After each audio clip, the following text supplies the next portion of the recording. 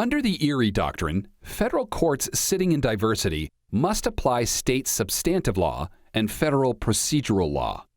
In the 1945 case of Guarantee Trust Company v. York, the United States Supreme Court held that federal courts must apply a state's statute of limitations if its outcome determinative to a case.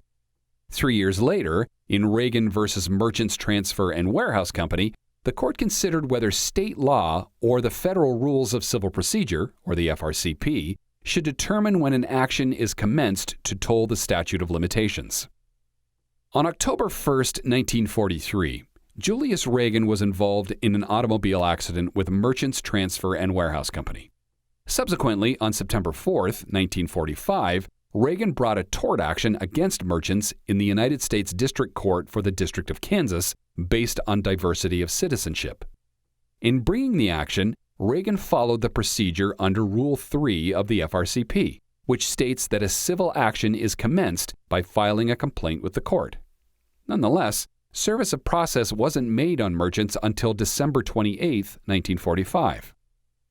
At the time, Kansas had a 2-year statute of limitations on tort actions.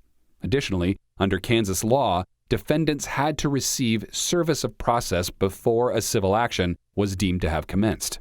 This meant that the 2-year statute of limitations would have expired on Ragan's claims if Kansas law applied, which would have barred Ragan's action against Merchants.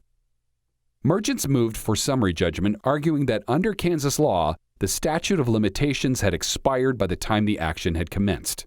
In response, Ragan argued that by filing his complaint, he told the statute of limitations, allowing his action to proceed. The district court denied Merchants' motion, and following trial, Ragan won. Merchants then appealed the decision to the 10th Circuit, which reversed, concluding that Kansas's statute of limitations should have been applied by the district court because service of process is an integral part of Kansas's law and is outcome determinative. The United States Supreme Court granted cert.